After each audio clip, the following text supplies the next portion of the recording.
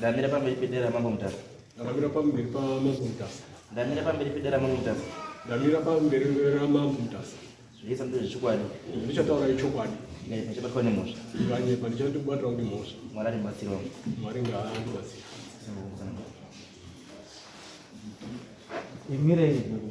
Mire baba.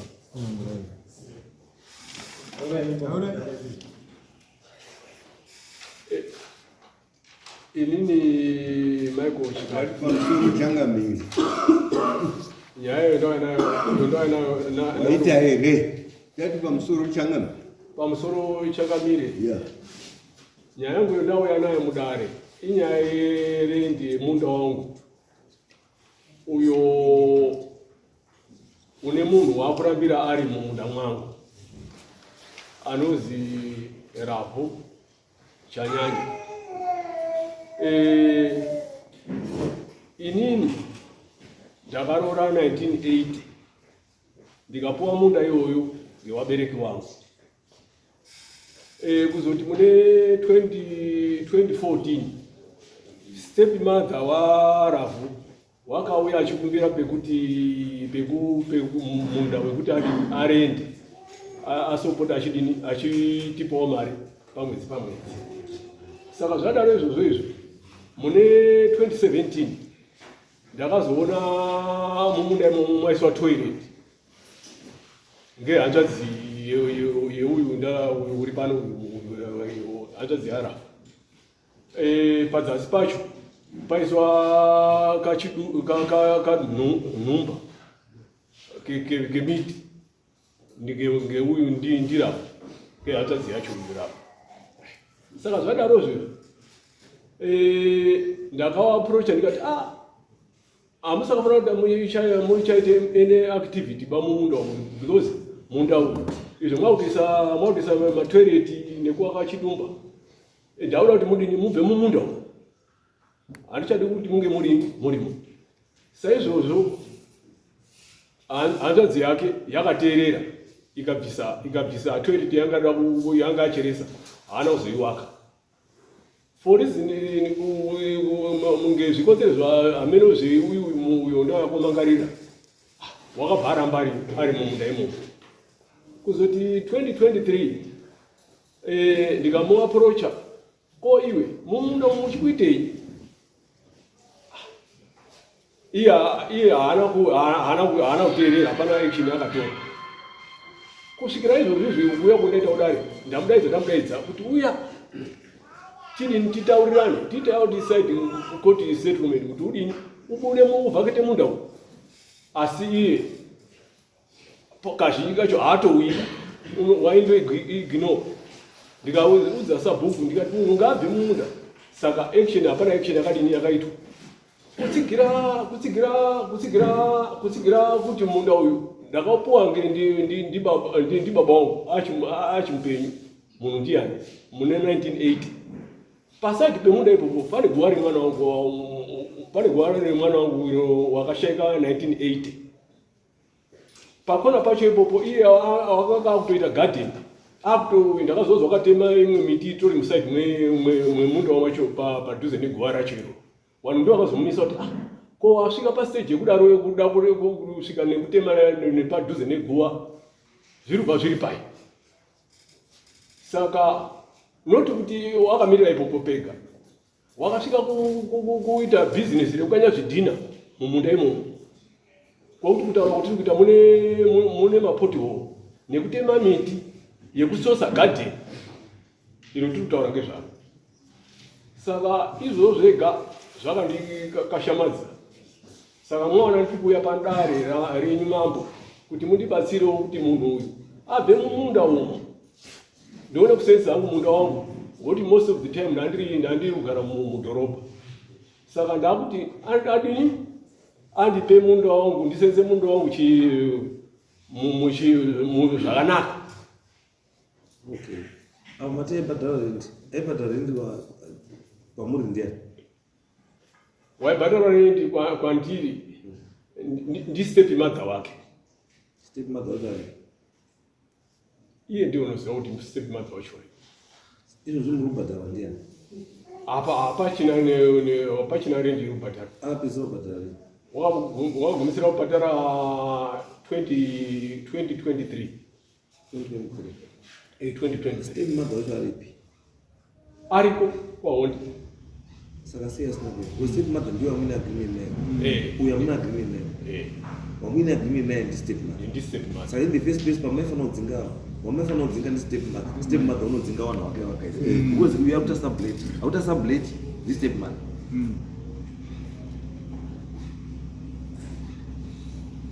ndiruzo mazwazvo sanda kuti nyaya iyi kuti ifambire mberi ipere zvakanaka iri kuda step mother because ndiye wakamamwine agreement naye uyo amunobvera mamboita agreement naye ndizvo asi wamakaita agreement naye ndiani ndi step mother saka munhu anofanira kunge ari panapa achitipa position yeuyu ndi step mother because unokwanisa ukamutondetsa neuza ko kana step mother wacho akanokutengesa lendenyu achitengesera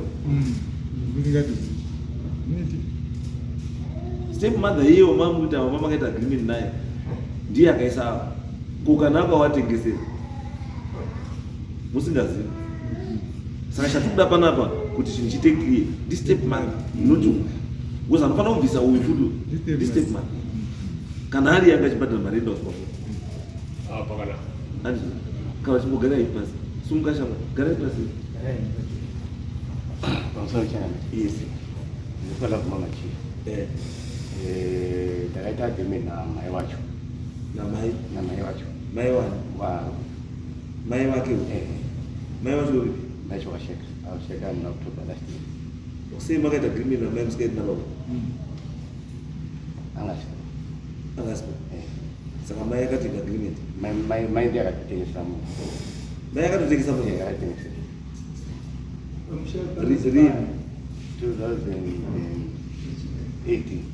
2018 ndipayana kubhadhara mundayo kurendi yakaibhadhara up to 2023 hakuna rendi yamubhadhara pana rendi yamubhadhara takatogara kuti iwe unei chekutirakidza kuti makaita agreement namai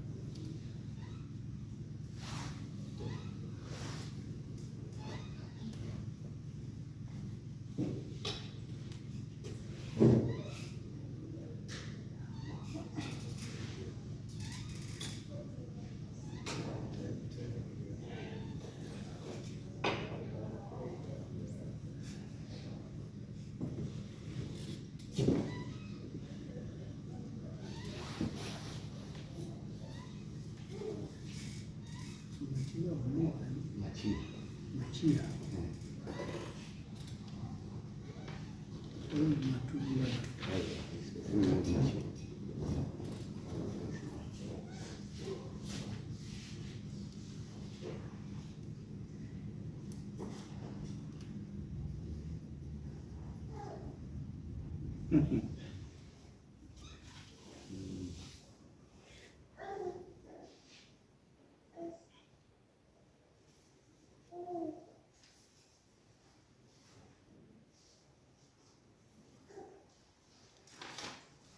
agreement yarakana kusainwa kana chii hapana kana signature hapana kungonyora ungakombochezi then you want me to believe this is an agreement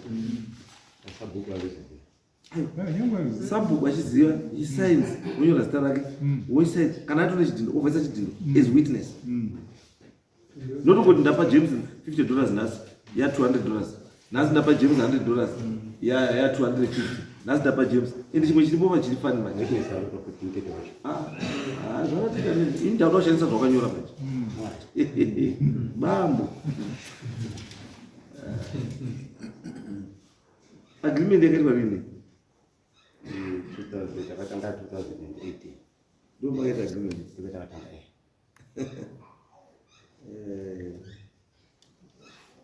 Retini ndio. Retini mkazonga.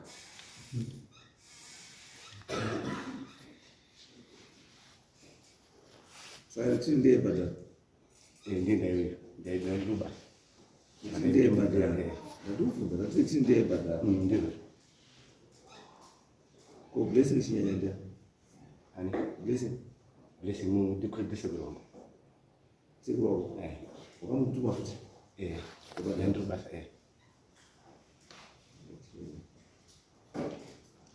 Kwa akazopezera kupambuya chini $150 ndia. Ndio mtu nao. Sasa sisi tunanyora ndimida hapa. Si pasi na huyo waza tu mama. Na ndiko ndio ngani. Na vunzo tu. Pakanywa date 1809 2019. Ndapambuya chikati $150 pamwe chete ya $500. Ndapa ani. There's no signature, there's nothing. Ndio hizo wao unyora ndapa mkazi wako. Hapana signature chakasainwa. Umunyora zita lake kuti twini. Blessing chinyanya. No signature, nothing. Ndio wacho na. Watu wakatanga rini? 2018. But date rakanyowa pamusoro pechini. Rakashiripazo. Pasa sisi ni nakatata miti. Ari tizima ndio Hiyo nyangara. Izvo chato ntaura shamwari kwandira zvatoshanda. Ngozi watondipa pepa ka. Saka kwandira zvashanda. Ngozi kana wandipa pepa it means kuti pepa iri ndiro chairo rauruda. Kuti rindi convince ini kuti zvishwa zvautaura zvine chii. And date iri pamusoro 04/17/2017, which is 17 April 2017. Ndizvo ndo date ramakanyora pamusoro chairo. Asi mari makazotanga kupa mbuya musi wa 17 April 2018. Why? Date ramanyora pamusoro kuti nhasi ndipo tatanga nyaya i17 April 2017. Saka mwa manyora date kuti 17 April 2017 mwa basi yapakanaka. Mwa mazoti musi wa 17 April 2018 kochizoti ndapa mbuya $20 after gore manyora date.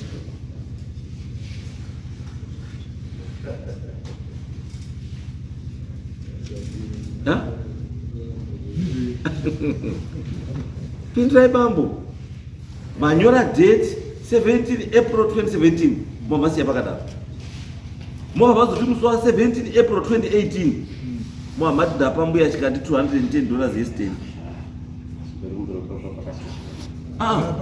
Izvo kuti utaura zvapakashatika zvisina inini. Handisi ndakanyora bashama, ndo wakanyora. Ende bhuku harisi rangu nderako. Ndatononerawo munhu handirizviba bhuku. Ende kuti akatombonyora ndiyani, alright, kana wakapaona sei usina kupagadzirisa. Izvo wakapaona kuti wakashaisha sei usina kupagadzirisa. Ipo papa ndipo katadza kugadzirisa. Asi musi wa 20/07/2019 wakanga wanyora 20/07/2019 ukazokansula 7 ukaisa 6 ndobva tadzika musi wa 18/09/2019 anditi wakanga wanyora $50 kubva wakanzura kubva waisa $150. Chawakatadza iwewe kuita kuchinja date ra 17 pana 7 kuisa 8. Asi kumwe kwese wakachinja. Asi nekutanga racho chairo rawatanga naro pamusoro wobva watadza kuti chinja. Ndo zita mbava. Ndinotimba. Mbava inokwanisa kukangana dhora hapinda nazo. Boza pasi pako. Hauna kupajaira. Ndosaka uchikangana. Ndakutora chinhu wani chama. This paper zvauri kunyorera zvakanyorwa hazvina kusaina. And because this is not an agreement of sale, why? It's only you who are signing. But mbuya akasaina baba. Wamamupa mare.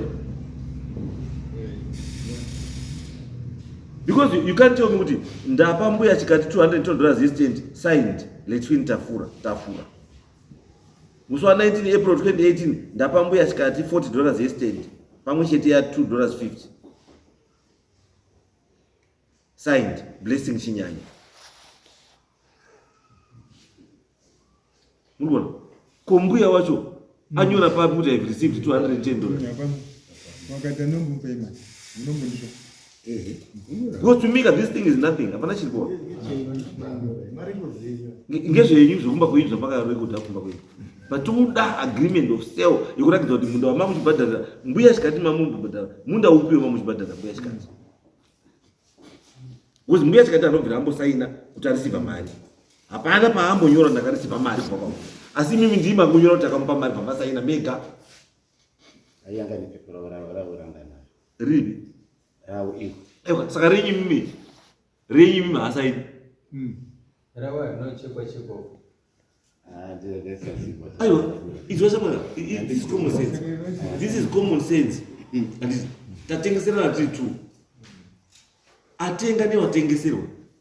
And atenga ni atengesa. Unofuna uli kunyora pasi. Ndatengesa bands, ndatenga bands over wasai.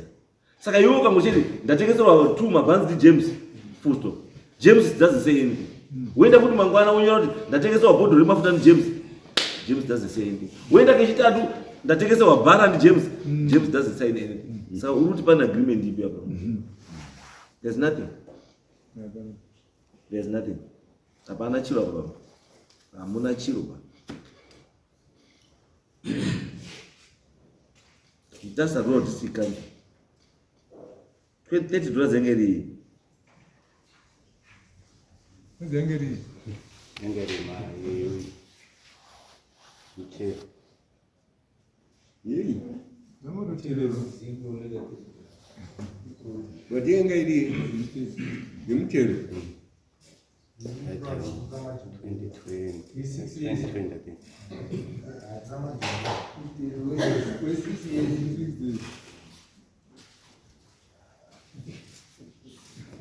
Saka iyo wavaenda kubhadhara hii last week that's Indian 16. that's 16 iyo kabhadhara zuru Ezo. kutuye kurisa mbi Ndagara ndinacho. aiwa Che mwezi mafebruary the 30th. aiwa izwa kashamwa waenda kubhadhara zuru and zuru racho uri kubhadhara kubva 2021 kusvika 2024 why usina kubhadhara 2021 unoda kubhadhara zuru because you knew kuti uya kukoti kuno saka uda kuziva kuti ndiri kuda kundivhiringa brain mind tarisai kana kwa DC ndi kubhadhara mutero iwe wakabhadhara zuru one day before court.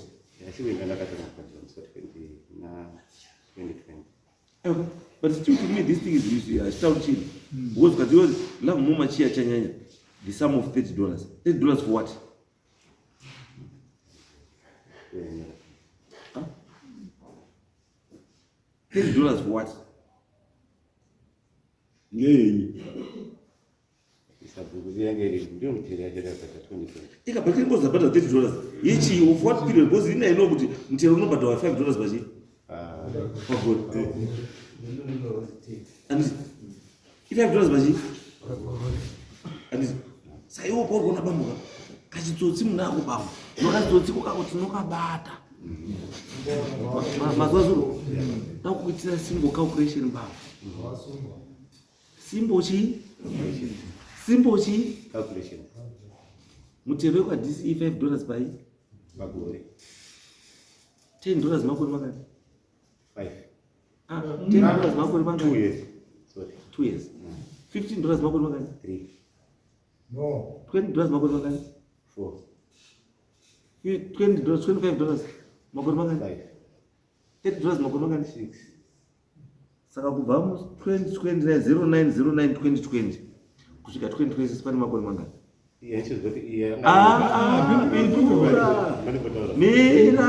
Mira ndipedze. Tati kubva 2020 kusvika 2026 pane makore mangani? 6 Pane chi? 6 years. Which means $30 yakabhadhara musi wa 09/09/2020 yanga yakakwana kusvika patiri izvozvo. Ndizvo here bambo? Ndizvo. Saka iyi $20 yomazobhadhara futi 2021 kusvika 2024 yanga iri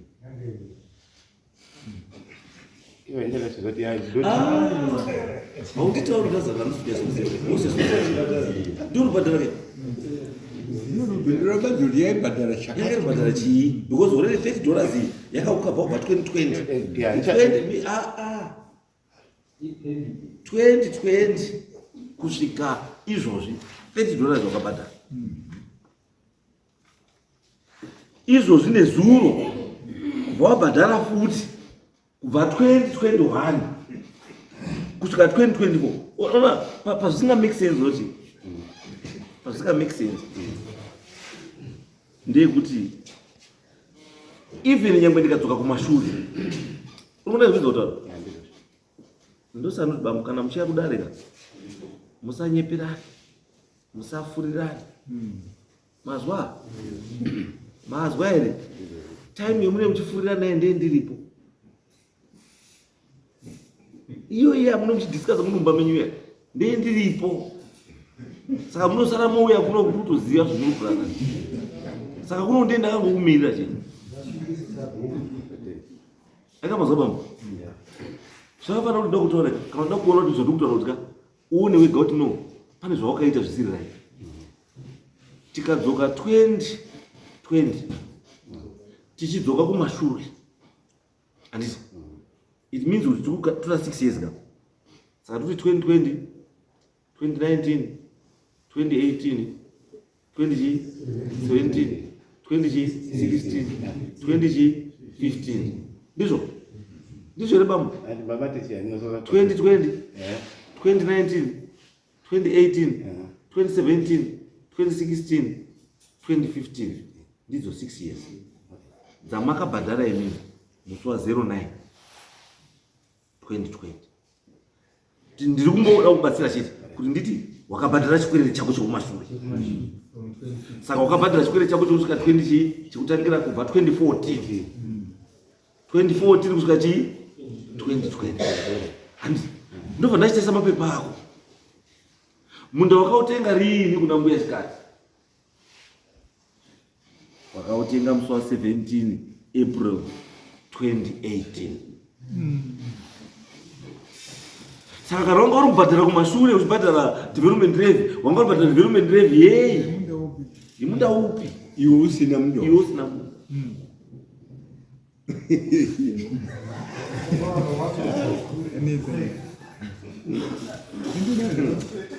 Bambo. Maguzikana kuti chii? Maguzikana kuti chii? Iyi tatosiya yekunyora kwenyu mukadzi wenyu asikasainira tatosiyana nayo. Ndiri kutaura yemarisiti aya. Maguzikana chii?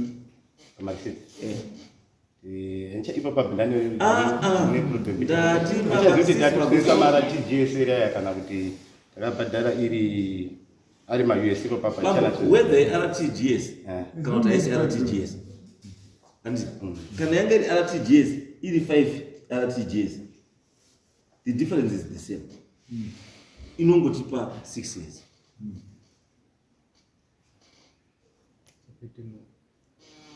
iyo wabhadhara yacho iyi yakangonyora $, iyi yacho $.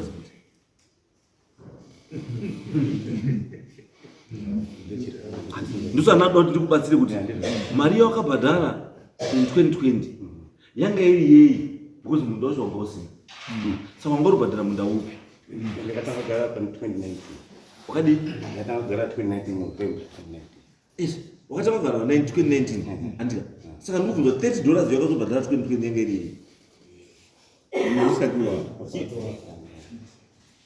because $30 ziri cover 6 years idzoka mashure kana kuti 6 years uchienda mberi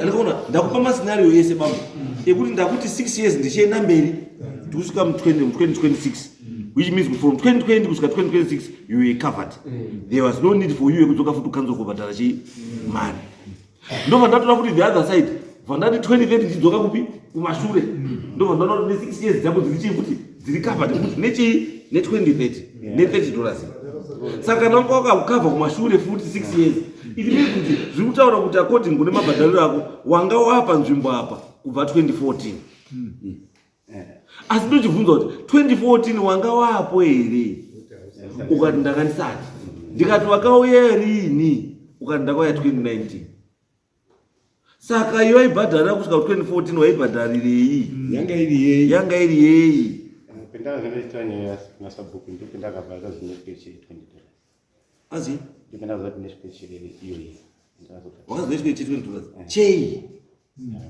amunobvunza anobvunza shamani hapana risiti yakanyorwa RTGS ende 2020 yanga iri RTGS yanga iri dola izvozvo bambo izwai bambo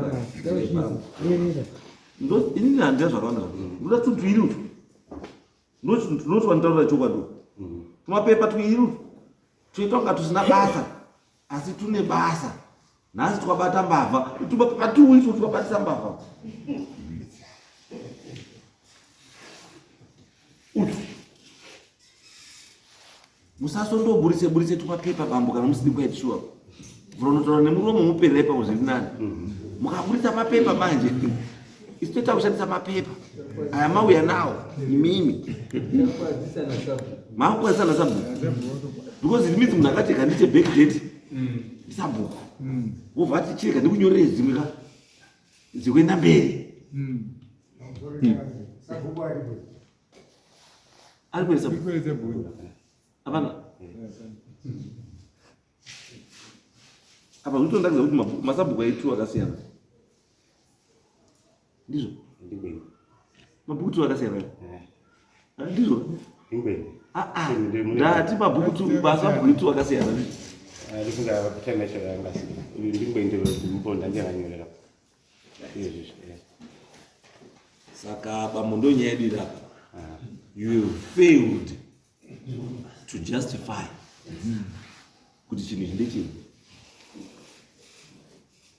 asi unoda kushandisa orthodox means chikana chitsotsi unoda kuconvinza inini kuti ndikuti iwe mudhande wako because you cannot pay for something which is not yours akatiwira kuti haubhadhari chinhu chisi chani chako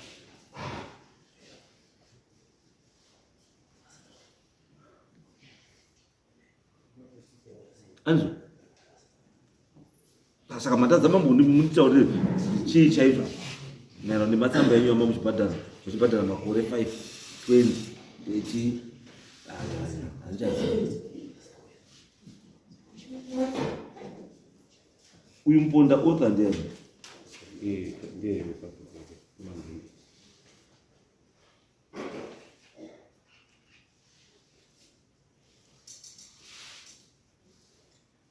sabhuku wakamurakidza here risiti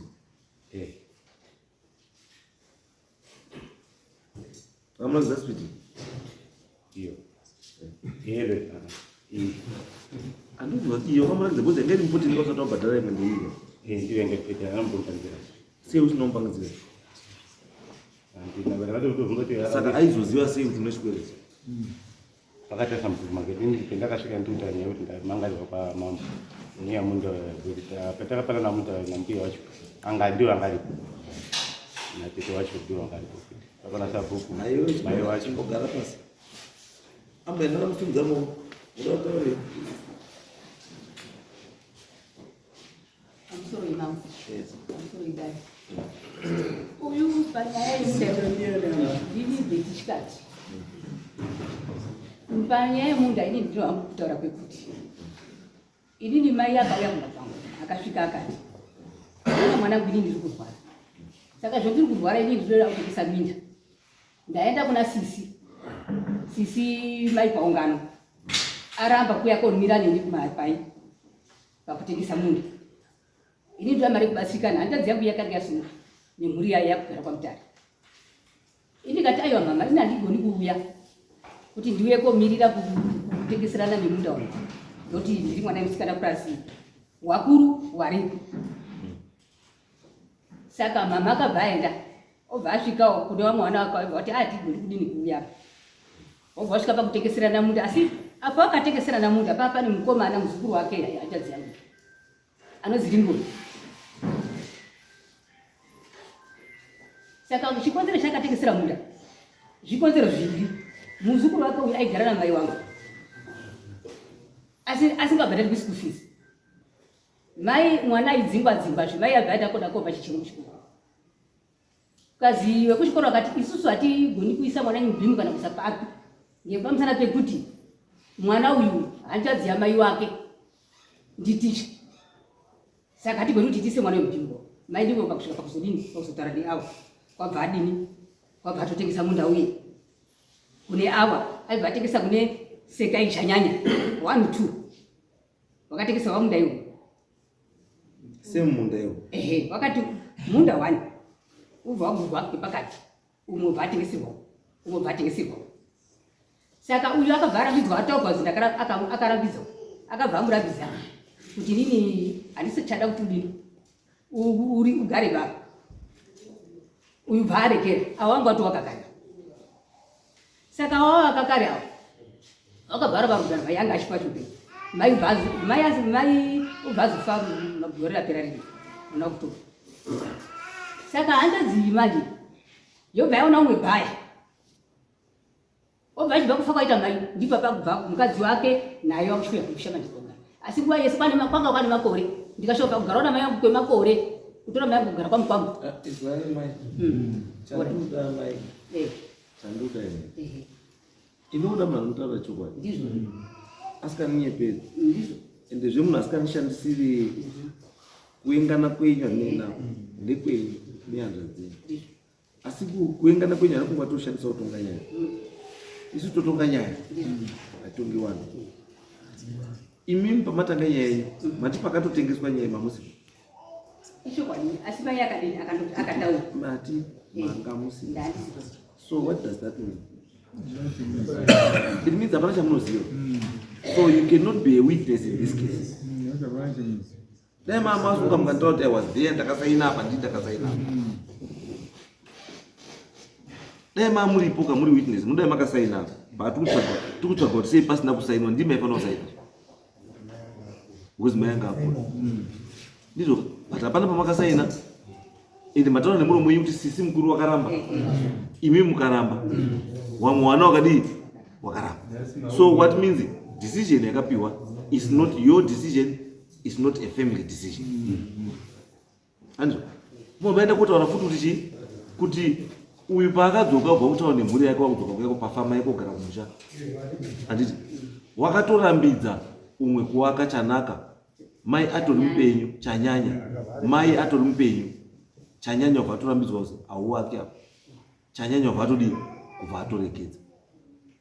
Ndimataura saka kana chanyanya akatoregedza anditi it means nyaya mukuiziva. Munhu kugara kudhorobha zvive kutoziva usiri wako kana kuti usiri baba nekuti ugara utaura.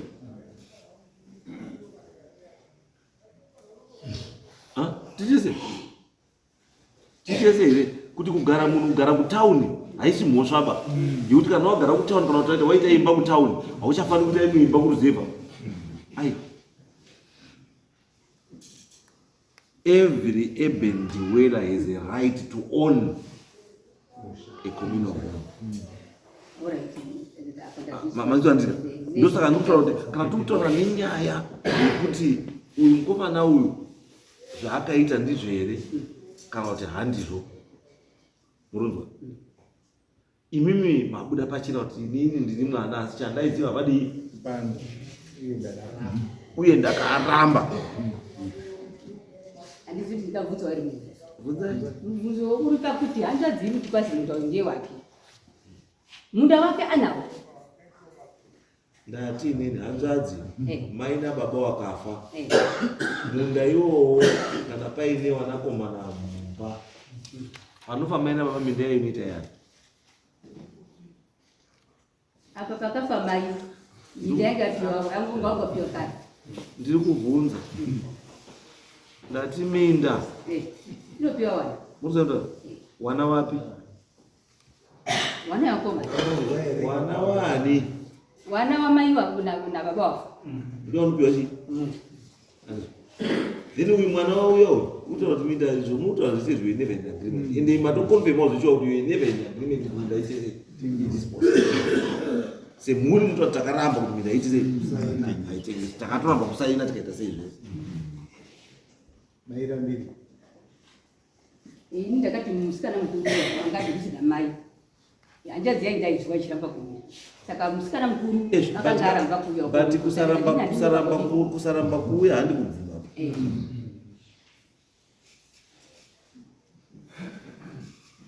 Makapomutira wele ikoko kwanga ari kwacho munosaindirana muri kwanga ari kwacho. Inini kwese kutoita nei nako patori nenyaya yangu ndepekuti kana umwe wakatengeserwa same time akaudziwa kuti stop akastop akaenda ko uyu nhare dzake ndedzei. And are you telling me munda wakakura sei? 1.5 hectares. So 1.5 hectares. Mama kawina na mari na mbuya. 500. 1.5 hectares kwa $500. $1.5 hectares. Almost 1 year. It's 1 year. It was half a year. Almost 1 year. Well, I do to approximately, but 1 year. I see I to half a year. We so far. Yeah, but you with the investors, you want to make a sense. You don't think about the 1.5 hectares, $500.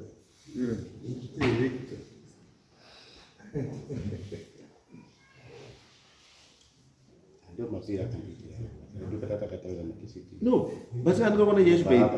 Yes, you pay. This is not you took advantage, you took advantage, who's my output. And you just know that one hour caramba, 1 hour is wakaramba. You know why they don't want to wakaramba? Why didn't they proceed in the chinish? About 1 hour, my watch was waramba. No, this thing at shooting is Pandiri. I don't know if number of Pandiri. So you remember too, but you can anyway. All kind of dress or some other region. Could no work down, doesn't be $40. That's done $20. I do my therapy. Couldn't be $40. Let me pay at $110. That's using $40. $40. Ninja got my patata or Chajiran. Was Muswa 19 April. Magamba $40. Muswa 1 April magamba $40. Yeah.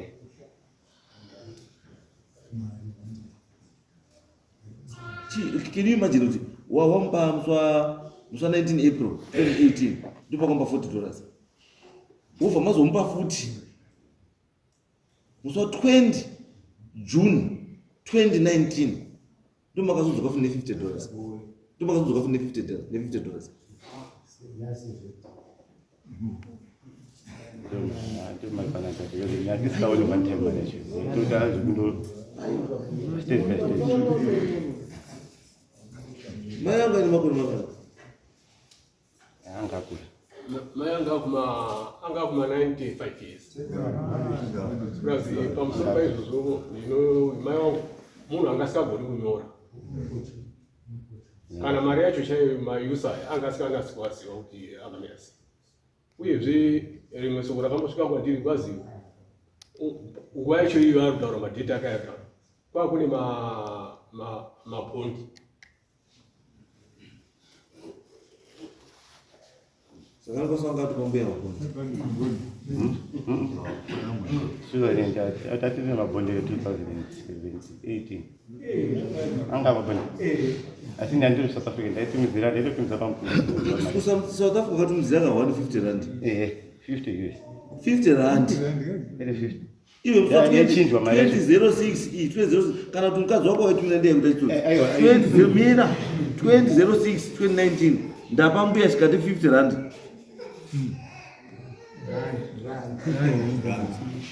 $100 rand. Yes, ndapambuya chikati $100 rand. $6. $100 rand.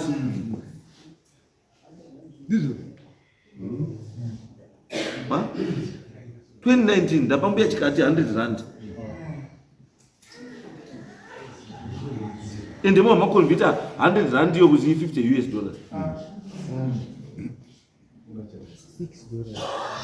Yakakonvertwa yinzi ndapambuya chikati 50 mina 100 rand yakonvertwa to 50 US plus 50 RTGS.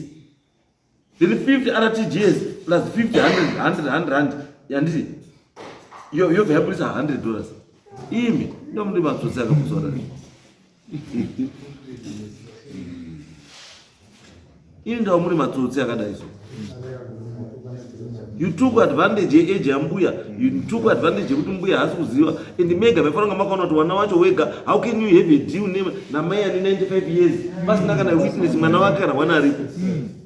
What type of deal is there? Because you never signed anyway. Hapana. Because iri panapa iyi. Kana ndikunyepera apa. Andikunyeperi pa. Ini ndotozwa manyora pana. Chaura ndanyora pana. Apa kaziya. Ndapambuya chikati. Ichi 100 chi. $50. I 100 chi. $100. Aba chi 50 chi. 50 RTGS. 50 chi. 50 Koi $100 rand. Aywa 50 rand ndio ya convert kwa 100 rand ndio ya 50 US.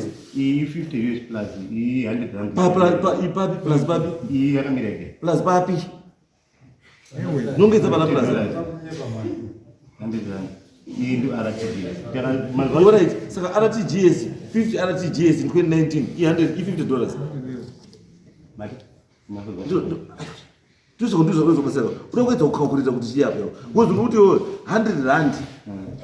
100 rand in 2019 rate yanga iri pachi. Yanga iri mari. Apa panokataura $50. Iwe pakanzi $50 RTGS.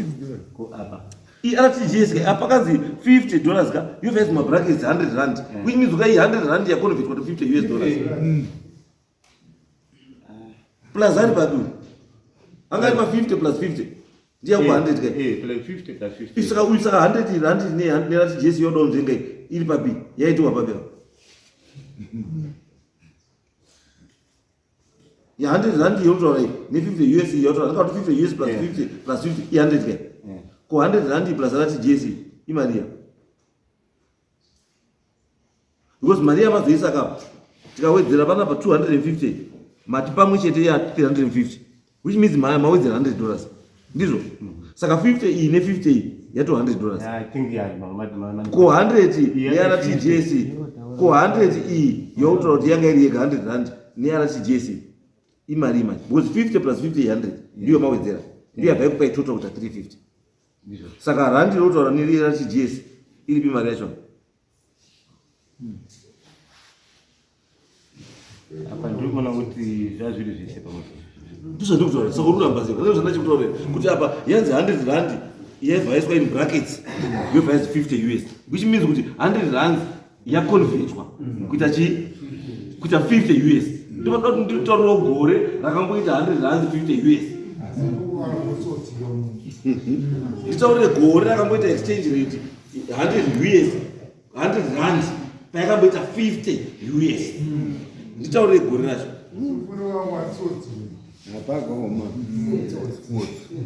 Atambo sports. No, bendera same. Atambo sports.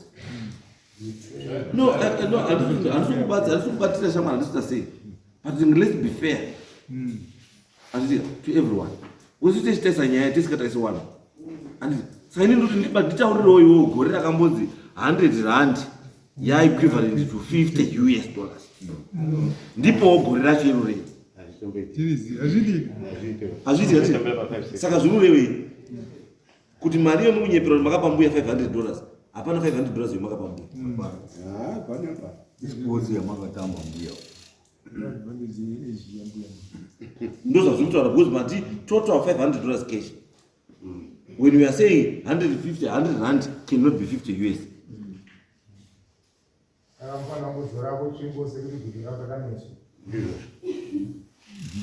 Titesa ndi apa pakanyorwa $50 because $50 kana kuti $50 $50 RTGS neuyu zvakaita 1-to-1 neUS zvinezve igore ripi zva 2018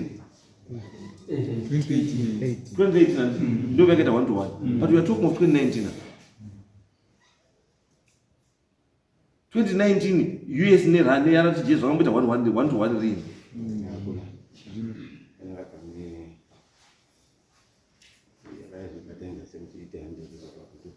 No, problem makaita pamuzondechi makanyora zviro same day. Mazvinyora same day ndo matadza kuita calculation. Izwa munhu akanyora pamusoro apo musi wa 17 April 2018 ndiye munhu akanyora futi musi wa 19 2018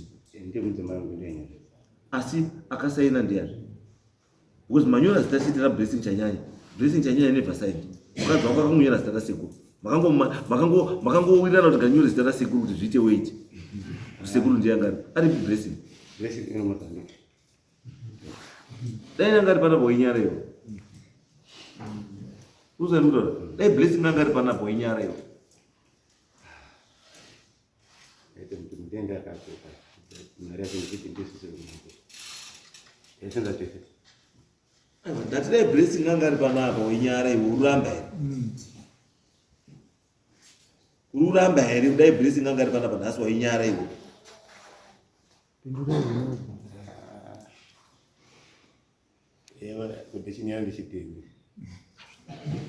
murunyora zita remunhu apa kaiye munhu asatombozii zita rake riunyori kumapepa kana wakamusendaiwo uchitenda kupi mukadzi wako $50 handiti saka aneine agreement maisenza mese saka namaisenza mese akaisa kubva kubasa kuyako kusainira iwe kusainisa mbuya agreement kubva kubasa kwamamuri mese kuSouth Africa kuya kusainisa mbuya ndozvakamutuma wakakutarise kunani asi kuna mbuya dhiri rakuna mbuya angaruziwe angaruziya saka sei mukadzi wako ari yakazonyora iwe watuma Blessing kwa South Africa kuna mbuya asi anozonyora agreement mukadzi wako saka mukadzi wako apinda pano dai ngori ndoro ndakatuma Blessing kuti ndope mukadzi wangu mari ape mbuya to me make sense. Not you want to know Blessing ku South Africa utatu pe mbuya mari asi mukadzi wako yeye ndiye anonyora.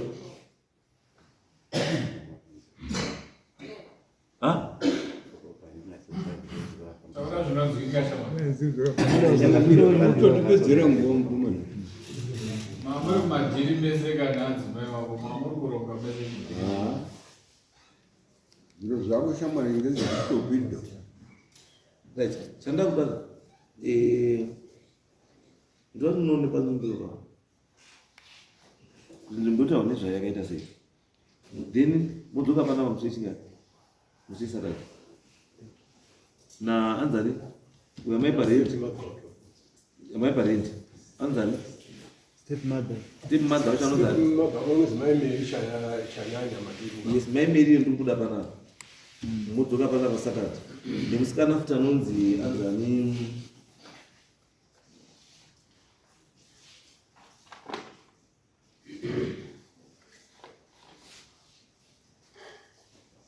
Shubikai masaiti. Shubikai masaiti. Right. Modzoka pana mese msisa. Ansoro zangu. Yes. Ansoro that. Yes. Mchoro wanokodzera wese. Uyo achine yake. Ndio shikana mkosi. Nenda kamera sama site shukana. Ndine mukazana Jessica Chikati. Zicha. Shukana site. Ipa zoka full introduction what is it? Nditwa shukana site. Ndakarora Jessica Chikati. Ndatoshambisikwa kunzwa nasenduka izonga. Ine nyaya yandinayo kwavari kumhuri yekwachikati handine nezveminda yavo. Nyaya yandinayo inini ndeyekuti ndakadzosa mudzimai yangu nedambudziko reurwere hwanga ainahwo kubudirwa nedambudziko rekubuda. Ndikadaidza vabereka ndikagara navo pasi ndikasvika navo kwandakati ngatimbofambe timboona kuti dambudziko riri chokwadi. Ndofunga dare rindori mukati munyaya kana kumapurisa takasvika kwarura nenhaurwa yemudzimai yangu. Ndakashingirira kuchengeta mudzimai uyu nenhaurwa yekubudirwa kwaitwa zvekuti mwana wangu wabarwa ne11 months. Mukadzi wangu akaponera pamutariko wekuto atobviswa kwavo ndogara kuhonda. Asi nyaya ndashamiswa inini ndeyekuti inini pandakauya nenyaya yemudzimai wangu haina kusolvwa. Nanhasi uno yakangomira. Asi ndaushamiswa ndakunongedziwa kuti mudare remuminda yavo ndamo. Uyu akasirwa minda yavo navabereki vake. Sekuru akundipinda ndakauya pamba pavo ndikati ini sekuru mwana uyu imbondigadzirawo dambudziko riri pamwana wari kubuda richitaura richiti zvakati zvakati. Tese tikasanganisa musoro nanamai vacho varapa. Shamwa. Yaimwenya iyo. Ndozvo ndiri kutaura kuti saka ndiri kubvunza kuti ndaurira sei padare iri. It's okay. All right. Iwo ako panyaya munda uko fine. Ibi mbamba nyaya yenyu nemugwasha ndi yamati mumwe because makatile dispute yako. Nyaya yangu ndinayo kumudare. Tongoti ndandari kubira dare kuti uyu abve ngoti separate. Akuita nyaya iyo. You are the same person.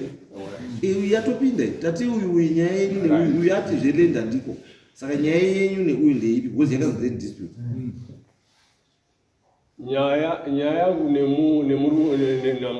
namkwasha zuku.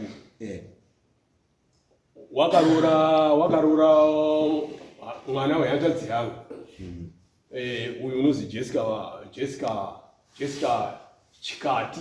Asi baba wake ndi Martin Muzonda. Right. Saka Martin Muzonda wakati aiti amitisa hanzvadzi yangu. Wakaramba nhumbu toto wakabva nhumbu yacho. Saka saizvozvo hanzvadzi yangu iyoyo tisu takaichengeta mumusha mwedu. Taichengeta mumusha mwedu naye muzukuru wangu aine nemwana wake uyu muzukuru. Takamupa paminda yedu yese yotinayo isusu vanhu vekwachikati, minda yekwachikati. Takapa mai wacho munda kuti adini ashandise kuti aone kuriitirenyi murumuri yake mwana wake wana wanga watu. Saizvozvo baba namai vangu varipo tika hanzvadzi yangu iyoyo ikazorwara. That was mune 2000 akatanga kurwara ngehosha yemazuva ano shura matongo. Saizvozvo hanzvadzi yangu iya awa wana wake kusanganisira uri panapa uyo ndauya naye kudai anga aroorwa ndi uyu ndi mukwasha wangu mukwasha zukuru uyu Masai. Saka hanzvadzi yangu iya apa yakazoshaika mune 2005 tisu takagara naye vanhu vekwachikati. Munda iyoyo munda dispute tisu tata wanga mumaoko mwedu isusu vanhu vekwachikati. Saka mubva mune 2005 kushaka waiti hanzvadzi yangu munda iyoyo tutaura ngezvawo uri dispute. Taishandisa munda iyoyo tichirima tichiita hedu zvese zvetinoda mumunda imo. Kuzoti 2002 pazoya nyaya yekudare kuno ku 2025 ndipo muzukuru auya kudare ndiyo nyaya yekuti ndauraya ndiri kubudirwa ngeshaira bechinafu. Yauya munyaya mudare takazoshamisika kuti mwaka wapera uyu wakabva waya korima mumunda mwe achibva kumurume kwa Mbukura Samanga pamunowe wobva waya kuti kuvazi ndawo yakodini korima munda wamai wangu aiwa minda nge zinza rekwachikana noti iwewe ndiwe thank you yacho ere kuti iwewe takurera zvakanaka uko uri kumurume wako mune minda nei zvese wakuya kana kopinda mumunda aya neseko imi mhanzadzi iri pamaigara naye isina kuroorwa yaigara naye ndindaigara naye mumba menyume ndimo makatofira mumaoko mangu kana makofini zvese ndindakatenga mumba menyu here maigara naye mumba menyu here anga kugara mumba mwamai musati mumba mangu makatenga kofini tsokei munokwanisa kutengera nyangwa ari kugara bhuwa munokwanisa kutenga izvozvo anga ari ndinozoti aigara mumba mamai wai ndiri kubvunza bvunzo iyo ndiri kuti kana ndiri kuti dai aigara mumba mamai handii dai anga ari mupenyu zvinoenda kugara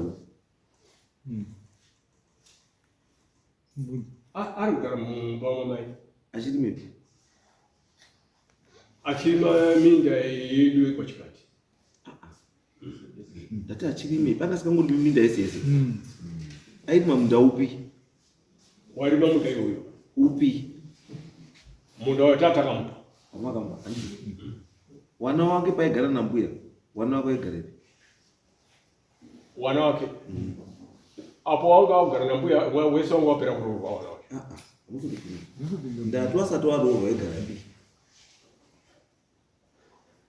waigara pamunda ipo ndati waigarepi waigara mumusha wekwachikati nani nesi mhuri yekwachikati saka nhasi unowaramba murume yani wanogarepi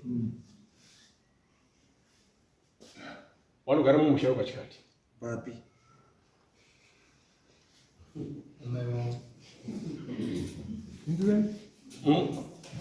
papi Ndichabazi. Uko anogara wanogara pamusha pangu pamusha penyu wasikagari mumba menyu imimi wachigara mumba ipi yamai yamai handisi wachiri mepi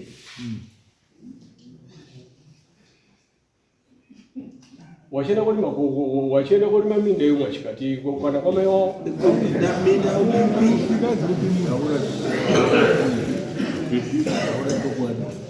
munda wamai wavo izvozvo vari kurima munda upi izvozvo hapana munda vari kurima munda wakarukwa iye andakadzoka pamberi haana kudzoka pamumba murume ati ndakadzosera mukadzi haana kudzosa mukadzi mirai murume mukadzi uri unaye murume ari kumba ndakamudzosera pamusoro danga murume inini kudzosa kwandakata mukadzi ndakati dzoka mbogadzirwe kumba kwavo saka izvozvo uripi uri kumba kwavo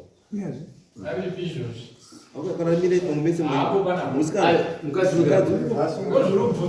uripi kwenderai kwambo mukadzi ugaripi kumba kwachikati saka muti hapo ane munda wavo iwo vati zveminda huko iwe nyaya yako ndeyengozi saka zveminda usatipindure ndati pawakatoka mudzosera kumba kwavo nenyaya yegozi wakaturirani atorera mbuya achiripo watora mbuya achiripo saka mwana akatodzoka kumba mbuya achitoripo atoripo sekuru wakadai tiwakaramba kuya kubva kwamutata saka isusu chatakuta chiti ikuda kuti tizive kuti mwana waari kugara saka isachikati kana mwana waari kugara chi mumba maigara mai wake handiti nenyaya yekuti uda kugadzira nyaya dzekunetsa mumusha kana kuti achazodzoka murume kana kuti kana atsikadzoka ngaagare paigara mai wake achirima pairima mai wake unless kana abuda munda akurima munda wakausikarimi namai wake but kana ari kurima munda wairambwa namai wake achigara muimba yaigara chi mai wake ngaaite izvozvo kusvika magadzirisa nyaya yake ndingataura kana kuti imimi mataura nyaya kuti munoziva kumba kwani kwababa wake handiti daidzai baba wake moita chiwano chekuti mwana amunomupira kumusha kwani right paakaroorwa mari yake yakatambirwa yakatambirwa ndimai wake nababa wakauya baba wake akatambira mari Musikana wakarohwa wakatamira roho rako ndiani? Hapana, mama na mbuya na sekuru. Sekuru upi? Sekuru wakabirika baba wakabirika mai wangu. Ndo sekuru ari kuramba zvese zvarutaura kwazi ndiri mwana kwaMusunda. Unyeperwa Changamire. Uyu murume uyu anonyepa. Inini ndakaberekerwa kumba kwaChikati. Ndikakurira kwaChikati. Inini kutokuroko ndina vana vangu 5. Asi pavana vacho 5 wese ndakadzokeswa nevana vangu kunini kumba. Iye nangoto ndiri kwazi ndiri mwana kwaMusunda. Ndiri mwana kwaMusunda. Muzonda kana dai akafa kuna na baba munini kuna na baba mukuru. Warudini kuya komiririra nyaya iyi. Inini ndina kwaChikati.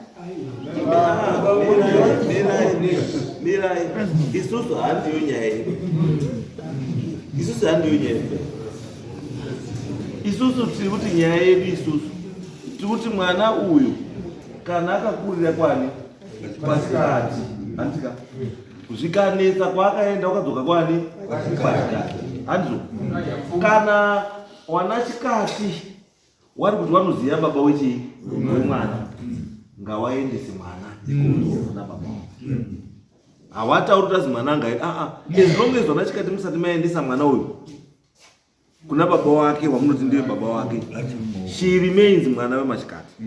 Because ndo makakurirwa, ndi makaroorerwa, hakuna kumwe kumba kwaanoziva kunze kwaChikati. Saka imi kana muti haasiwemo, it then becomes your duty kuti mumuperekedze kuna baba wake.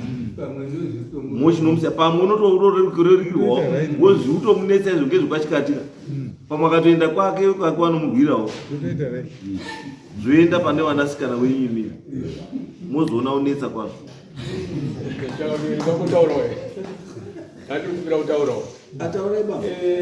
Changamire. Ndanobvunzawo mukwasha wangu kuti zvaurikutaura kuti wakadzokesa mhuri yako nemukwasha suku.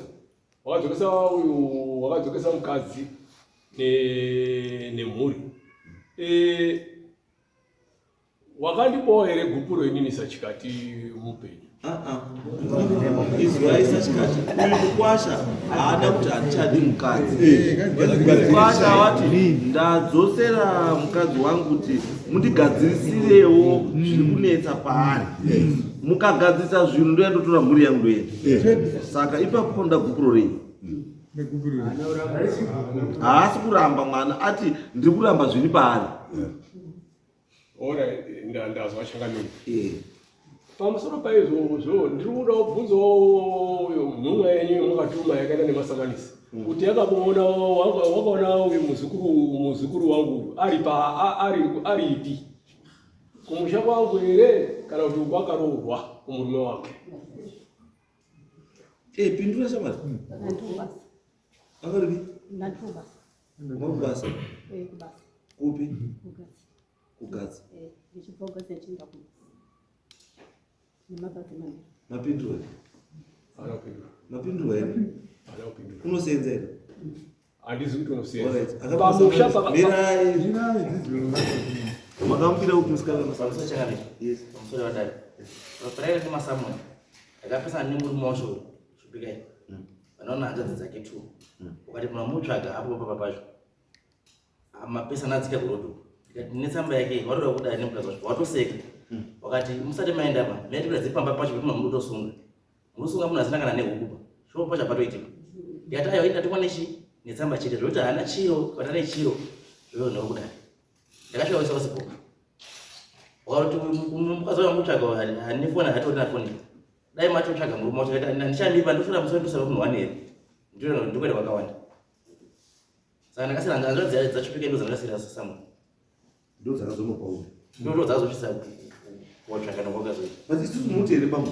Saka uyu musikana utinyepera here utanogara kwaChikati. kunyetaura zimako Changamire. I know it's okay. Hapana zvakashata pamwe. Isusu hatakutaura pamwe. Izwai pamwe. Kana amutinyepera ka. Wakomana mudzika kusana. Izwai pamwe. Anotondo ari pamwe. Imi mutatu wakomana mudzika rini? Mangwana tatine nyaya kuti muende pamunda uyu munoone munda uyu setup iripo kuti yakagara zvakaita sekagara munda uri in question wacho nokukura kwakaita chi area yacho asi pamucha izvezvo nzika arika pamusha pamucha ndipo musha muona uyu aripo sazema kuti munda une awa uri unogara zvipikai kuma irrigation Asi chikati uyu unogarepi? Chikati unogara Gupu amwe ndikupi? Kwampona? Pahoti mission. Iko ndo kune munda ere. Saka kwaari ndo kune munda. Saka ndo kunofanira kuine uyu futu. Asi mukasvika uyu asiko manje. Twatachiona kuti aunyepa ndotaura chokwadi ndiani. Kana chikaenda nhasi zvinooneka. Kana vanhu varipo vachati varipo padhuze vachati taura kuti aunyepa ndiani. Asi vachikati kana uyu ari kuti mwana kupena ronga kana kuti chii andizvo. Mwana kana adzoswa nemurume anogara paina chii paakakurira pakaita sei ndopaanodzoka. Zvaingoshandisa zvaodii zvanoshandisa. Andizvo. Imi maoko achikati kwacho hakuna ere vamwe vanhu vasiri imi mubadzi.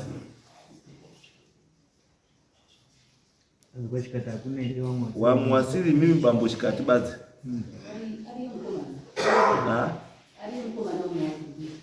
Ariko. Saka ona chikati wese katotaura nyaya dzakana chikatika. Uyai ngavauye wese. Teida kuzwa maviews emunhu wese kwachikati. Because even nyamwe nyaya decision munda iyo. It's not a one man decision. Because pane family iri involved. Ende munhu watotaura nezvavo ndewemhuri. Saka mhuri yacho yese inofanira kunge iripo. Ichitaurira zvainofunga maererano nemunda iwowo. Haimisi mimi mega apa munokwanisa kuti munofanira kutaura nezvemunda iwowo. Because munda ndewambuya. And right.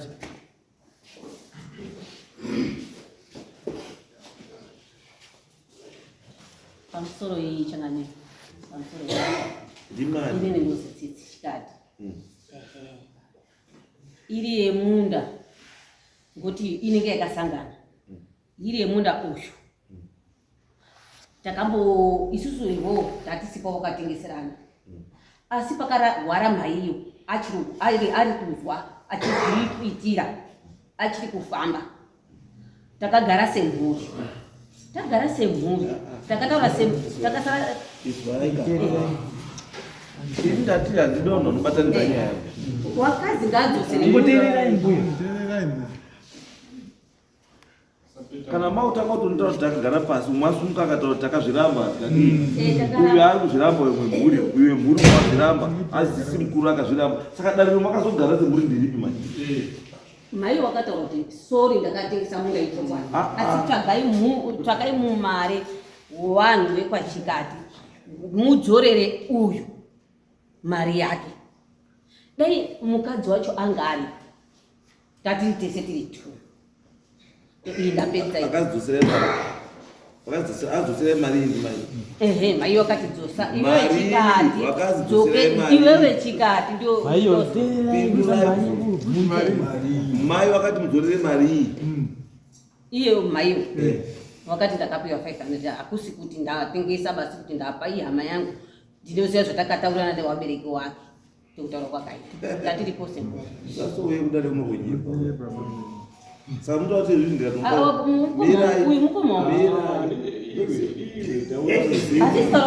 kuti chisiyana nedzimwe nyaya dzenyu dzimwe dzaindoziva. Saka zvese izvi mumapamiri amuita nemaparliament toziva nyaya dzenyu dziri kuafektwa nenyaya dzenyu dzamakaenda dzomudare muno ndoziva. Imi handimwebudiwa here panyaya dzekugreen market ndimi kai.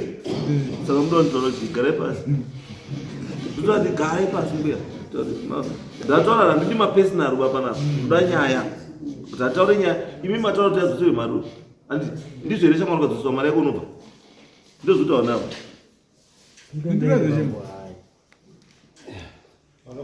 Makapotaura nenyaya yekuti udzosere mari yako ubva. Saka waruti wakagara nati pasina. Saka wada kudzosera ani manje mari yacho awo awati pakagarwa pasi mai akati udzosere mari yako ubve ipapo. Mai kusvika kwakaita mai wacho akafana chakamunditaura. Andinokuzotaura ndati awari apa wati azi mai wakati ndakatengesa dzosere munhu mari yake abve. Ndosaka ndati mari yako ikautouya wakutoenda kai.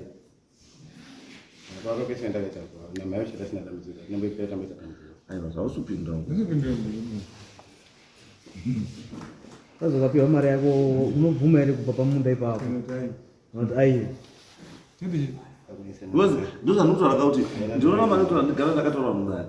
Vanhu musarewerewe ba. Taura tusina basa. Nyaya usikaziva udi auzivi.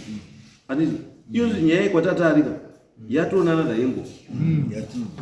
Yatochinja zvotatu kufunga chazvo. Because to me it sounds like pana munhu unoda kuprotecta iwe kuti urambe uri pamunda. Pausingafanira kunge uri. Wamwari utienda.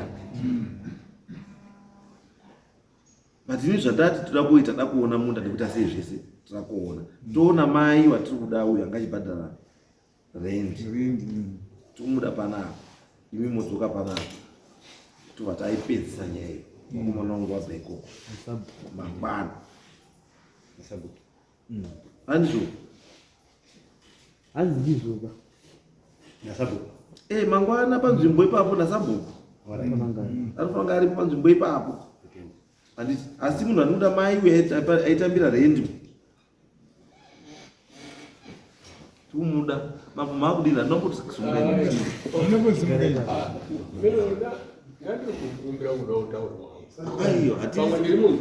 Aiyo, hatizoiti zuva rese nekumadziku. Nyaya dzenyu mbiri dzatopera. Muchinyoresa motikari. Nyaya yenyu dziri mbiri dzatopera. Wakomana uri kuuya mangwana kana paine zvamuda kutaura wanenge waripo paground mangwana. Motaura zvamuda kutaura. Tobva tazopedzisa kuno kumuswe chingani? Asi ye muzukuru. Siye muzukuru ari mumunda wamai apaimani. Mai wake achigara mumba maigara mbuya nevana wani wake. Sekutambira kwamakaita hanzvadzi dzenyu, tambirai muzukuru. Kana muchiziva baba kumusha kwebaba wake, endesai muzukuru musha wababa wake. Kana musingamuzivi, rambai musingazivi nekusingaperi. Chengetai vazukuru venyu sekuramba mundochengeta kwamawaita. Handizvo? Handei. Next.